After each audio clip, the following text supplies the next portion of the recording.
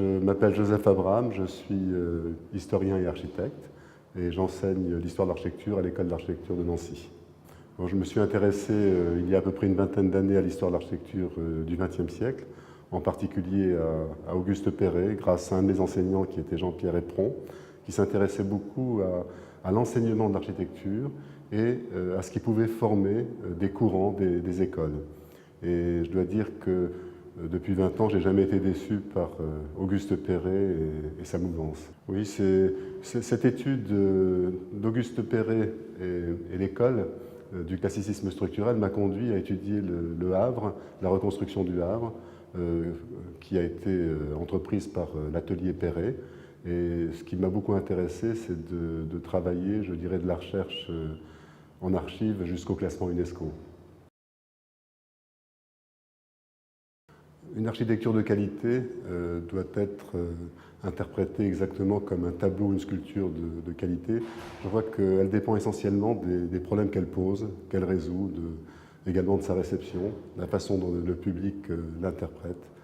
C'est une architecture qui, bien entendu, doit satisfaire au mieux l'usage, mais l'usage se transforme, donc il faut bien qu'il y ait autre chose qui la rattache à la grande tradition de la discipline architecturale. Une œuvre, c'est un ensemble de questions. Ce qui m'a intéressé, je pense, dans l'histoire de l'architecture, c'est précisément le fait d'être enseignant, parce qu'il me semble qu'une bonne architecture nécessite toujours une profondeur de champ. Et en réalité, une architecture a besoin, je dirais pas tellement de mémoire au sens de souvenir, mais elle a besoin de la longue durée pour se formuler. Et en ce sens, l'histoire de l'architecture est essentielle pour la contemporanéité. Je pense que la place de l'enseignement de l'histoire dans l'enseignement de l'architecture est essentielle parce que l'histoire apporte une culture architecturale. Et si l'histoire ne s'arrête pas aux œuvres bâties, qu'elle s'intéresse à la manière dont elles ont été pensées, aux théories qui sous-tendent ces œuvres, alors elle devient un outil fantastique pour les étudiants d'architecture. Ma période de recherche, c'est le 19e et le 20e siècle, qui sont comment dire, absolument en relation.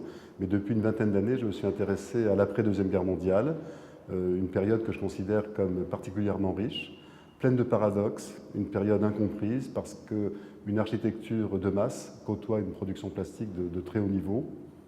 La plupart des architectes de la génération de Corbusier ont créé leurs œuvres majeures après la Deuxième Guerre mondiale. Je pense à Ronchamp, je pense au Havre pour Auguste Perret. Pingusson a fait des œuvres bien meilleures après la guerre qu'avant. Mon affection va à des œuvres de grande qualité qui sont tellement discrètes qu'on aurait tendance à les oublier, à les détruire. Je pense à des œuvres comme le Tripostal de Claude Prouvé à Nancy,